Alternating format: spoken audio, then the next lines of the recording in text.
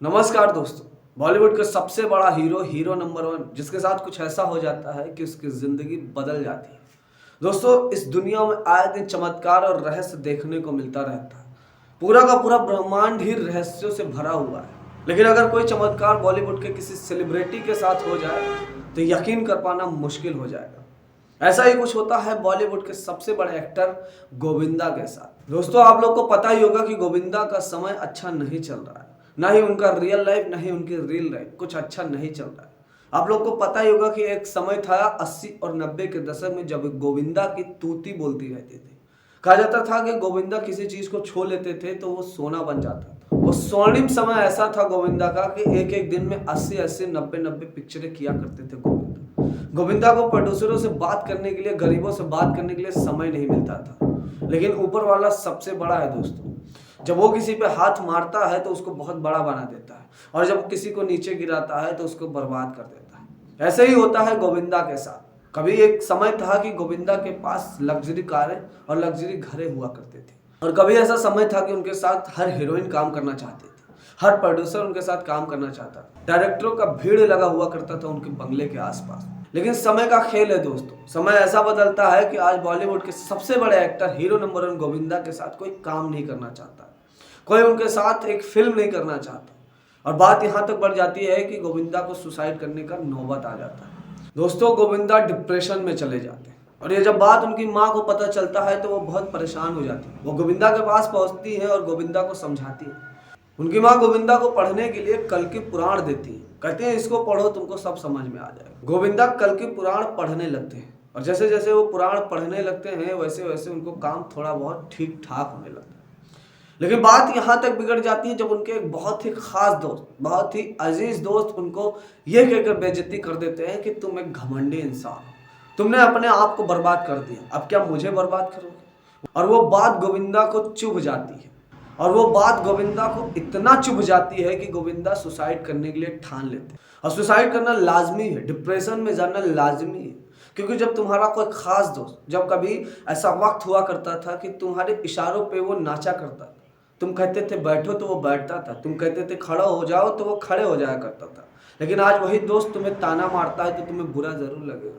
तुम्हारे परिवार वाले आज तुम्हें ताना मारते हैं तो बुरा जरूर लगेगा। तुम्हारे दोस्त, यार, भाई जब तुम्हें ताना मारेंगे तो बुरा लगेगा। कभी एक ऐसा वक्त हुआ करता था कि गोविंदा के पास पिक्चरें करने के लिए टाइम नहीं हुआ करता था। लेकिन जब गोविंदा के पास सब कुछ आ जाता है, पैसे आ जाते हैं, गाड़ी आ जाता है, बंगले आ जाते हैं, तो वो अपने रिश्ते खराब कर लेते हैं। और ये इंसान के अंदर होना लाजमी है। जिस इंसान के पास बहुत ज्यादा पैसे आ जाते हैं, जिस इंसान के पास बहुत सारी लग्जरी चीजें आ जाती हैं, वो रिश्तों की अहमियत भूल जाता है। और यही होता है गोविंदा के साथ। गोविंदा ने अपना रिश्ता कादर खान के साथ बहुत ज्यादा खराब कर लेते हैं। कहते हैं कि कभी एक ऐसा वक्त हुआ करता था कि कादर खान के साथ गोविंदा की हर पिक्चर होती थी। गोविंदा बिना कादर खान के कोई पिक्चरें नहीं किया करते थे। कहा जाता है कि एक छोटी सी गलती की वजह से दोनों में अनबन हो जाती है। एक बार कादर खान कोई देवीय पुराण या कोई देवीय एक चीज लिख रहे होते हैं। गोविंदा उनको मना कर देते हैं कि आप मुस्लिम हैं, आप ऐसा नहीं कर सकते, और अगर आप ऐसा करेंगे तो आपको बाद में पछताना पड़ेगा। इस बात से कादर खान बहुत ज्यादा नाराज हो जाते हैं। वो बोलते हैं कि मैं बहुत पुराना राइटर हूँ, बहुत ज्यादा लिख चुका हूँ, और तुम मुझे समझा रहे हो। गोविंदा, तुम मेरे सामने एक्टर बने हो और आज तुम मुझे समझा रहे हो। और गोविंदा को डांट के भगा देते हो, बहुत ज्यादा नाराज हो जाते हैं। लेकिन बात कुछ ऐसा होता है दोस्तों कि कादर खान बहुत ज्यादा बीमार हो जाते हैं। बीमार इस कदर हो जाते हैं कि उनकी मौत तक हो जाती है, और सारा का सारा इल्जाम गोविंदा पे लगता है। गोविंदा पे लगता है कि गोविंदा का कभी इतना खास दोस्त, कभी बाप के समान हुआ करते थे कादर खान, लेकिन जब वो बीमार होते हैं तो गोविंदा उनको देखने तक नहीं जाते। इतने ज्यादा एटीट्यूड में होते हैं कि वो कादर खान से मिलने तक नहीं जाते, उनके मिट्टी में नहीं जाते, उनके जनाजे में नहीं जाते। और पूरा का पूरा बॉलीवुड गोविंदा के ऊपर ये आरोप लगा देता है कि कादर खान की मृत्यु का सीधा जिम्मेदार गोविंदा है। वहीं से गोविंदा को बायकॉट कर दिया जाता है। गोविंदा के साथ कोई भी डायरेक्टर, कोई प्रोड्यूसर, कोई एक्टर काम नहीं करना चाहता। गोविंदा की लास्ट फिल्म थी पार्टनर, जो कि सुपर डुपर हिट थी। उसके बाद से कोई भी एक्टर उनके साथ काम नहीं करना चाहता। और जब किसी भी एक्टर से पूछा जाता है कि आप गोविंदा के साथ क्यों नहीं काम करना चाहते, तो वो सीधे सीधे बोल देते हैं कि वो बहुत घमंडे इंसान है। और सीधे सीधे ये भी बोल देते हैं कि गोविंदा एक लेट लतीफ आदमी है। गोविंदा के बारे में एक और खासियत है कि गोविंदा हमेशा सेट पे, शूटिंग पे लेट आया करते थे। कहा जाता है कि अगर 10 बजे की शूटिंग हो तो वो 4 बजे शाम को आया करते थे।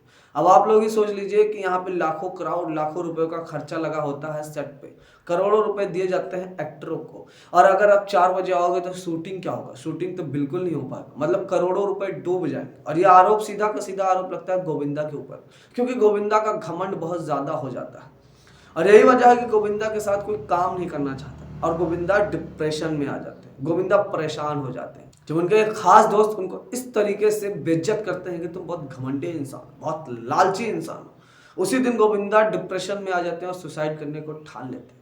गोविंदा फिल्म सिटी से निकल ही रहे होते हैं, तभी उनको ब्राह्मण मिलता है। ब्राह्मण उनसे बोलता है कि तुम परेशान हो क्या? परेशान तो वो होते हैं जिनके पास कुछ नहीं होता, लेकिन तुम्हारे पास तो बहुत कुछ है। उस ब्राह्मण के चेहरे पे एक अलग ही तेज था, एक अलग ही एटीट्यूड था। गोविंदा को लगता है कि ये कोई एक्टर ही होगा, या फिर हो सकता है फिल्म सिटी से कोई शूटिंग कर रहा एक्टर होगा, लेकिन गोविंदा को ये यकीन नहीं था ये कौन हो सकता है। वो एक्टर बोलता है कि तुम मरने जा रहे हो क्या? तुमको अभी मरना नहीं, अभी तुमको बहुत अच्छे अच्छे काम करना। और एक काम करना, वो बोलता है कि जाते जाते गाड़ी में जो पुराण पड़ा हुआ है नीचे, उसको उठा के ऊपर रख देना और अपने माता जी को दे देना। तुम्हारी माता जी बहुत अच्छी है, जाओ, तुमको अभी मरना नहीं है, तुम्हारे साथ बहुत कुछ अच्छा होगा, चलता हूं मैं, तथास्तु। ऐसा बोलने के बाद वो ब्राह्मण चला जाता है। गोविंदा वहीं के वहीं खड़े होकर सिर्फ और सिर्फ उसको देखते और सुनते रहते हैं। तभी गोविंदा का ड्राइवर उनके पास आता है और बोलता है कि क्या हुआ सर? गोविंदा बोलते हैं कि तुमने देखा उसको? बोलता है किसको? गोविंदा बोलते हैं कि उस ब्राह्मण को जिसने अभी मुझे बता के गया है कि वो वहां पे रखा हुआ पुराण नीचे से उठा के ऊपर रख देना। तो बोलता है ड्राइवर कि नहीं, मैंने सर किसी को नहीं देखा और कोई नहीं आया था आपके पास, आपको वहम हुआ होगा। ड्राइवर को भी पता था कि गोविंदा का समय इस समय ठीक नहीं चल रहा है। गोविंदा को बहुत सारी चीजें, उल्टी सीधी चीजें दिखाई देने लगती, उल्टी सीधी चीजें सुनाई देने लगती। कोई अच्छी चीज भी बोलता है तो गोविंदा को बुरा लगने लगता है, और ये होना लाजमी है। जब इंसान का समय खराब चलता है तो कोई अच्छी बात भी बताता है तो उसको बुरा लगता है, और यही हो रहा था गोविंदा के साथ। वो ड्राइवर बोलता है कि मैंने किसी को नहीं देखा, कोई ब्राह्मण यहाँ नहीं आया था।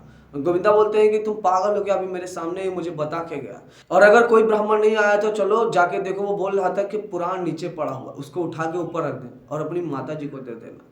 गोविंदा भागते हुए जाते हैं अपनी गाड़ी के पास, तो देखते हैं कि वो वही पुराण, जो पुराण पढ़ रहे होते हैं, वो पुराण गाड़ी के नीचे पड़ा हुआ होता है, और वो तुरंत उठा के उसको सीट पर रख देते हैं, उसको माथे से लगाते हैं और बोलते हैं सीधे मेरे घर चलो। ड्राइवर उनके सीधे उनके घर पे जाता है और गोविंदा सीधे वो पुराण उठा के अपनी माता जी को दे देते हैं और वो सारा बात अपनी माता जी को बता देते हैं। गोविंदा कहते हैं कि उस ब्राह्मण ने मुझे यहाँ तक बताया है कि 11 ब्राह्मणों को मुझे खाना खिलाना है, 11 गरीब ब्राह्मणों को मुझे खाना खिलाना है।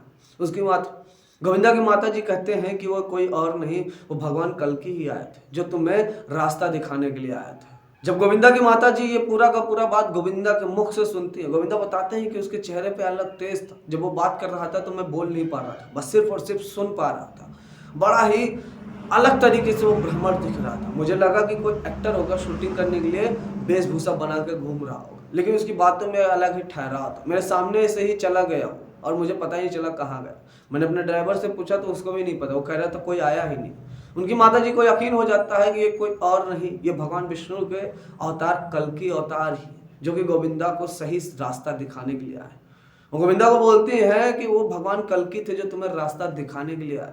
तुमको 11 गरीब ब्राह्मणों को खाना खिलाना होगा और अच्छा करना होगा, हमेशा अच्छा करना होगा, दूसरों के लिए अच्छा सोचना होगा। गोविंदा का उसी दिन से जिंदगी बदल जाता है दोस्तों, और आप देख लेना कि आने वाले दिनों में गोविंदा की कुछ अच्छी अच्छी फिल्में भी आपको दिखाई देंगी।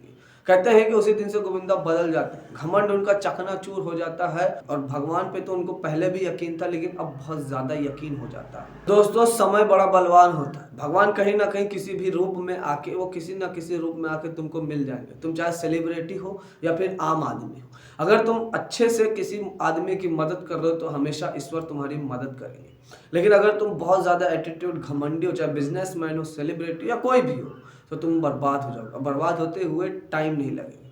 ये सबसे बड़ा नमूना, सबसे बड़ा उदाहरण है गोविंदा। गोविंदा एक बहुत बड़ा नाम हुआ करते थे, लेकिन अभी बर्बाद हो जाते हैं। अब गोविंदा जब से पुराण और भगवान पे विश्वास करने लगते हैं, तब से गोविंदा का कुछ अच्छा समय चलने लगता है। और यह खुद गोविंदा बोलते हैं अपनी एक फिल्म के शूटिंग के दौरान, जब वो इंटरव्यू दे रहे थे तभी वो बताते हैं, एक फिल्म की शूटिंग के दौरान जब गोविंदा इंटरव्यू दे रहे थे तभी वो बताते हैं कि कैसे कैसे उन्होंने भगवान कल्कि का जिक्र किया है अपने इंटरव्यू में। गोविंदा खुद बताते हैं कि कैसे उनको भगवान कल्कि मिले थे फिल्म सिटी में। गोविंदा कहते हैं कि उनके चेहरे पे अलग तेज था, मैंने अपने इन्हीं आंखों से देखा है भगवान कल्कि को। कहते हैं कि जिस दिन से मैंने कल्कि पुराण पढ़ना शुरू किया है, मेरा दिन अच्छा चलने लगा। मेरी कई सारी फिल्में हैं जो कि आने को, कई सारी फिल्में जो रिलीज होने को, कई सारे एक्टर हैं जो गोविंदा के साथ अब काम करना चाहते हैं। तो जब गोविंदा समझ गए दोस्तों, तो आप भी समझ जाइएगा। समय बहुत बड़ा बलवान होता है और आप भी समय के साथ चलिए, हमेशा गरीबों की मदद करिए। मैं उम्मीद करता हूँ कि ये वीडियो आपको पसंद आएगा। तो चलता हूँ मैं, हर हर महादेव।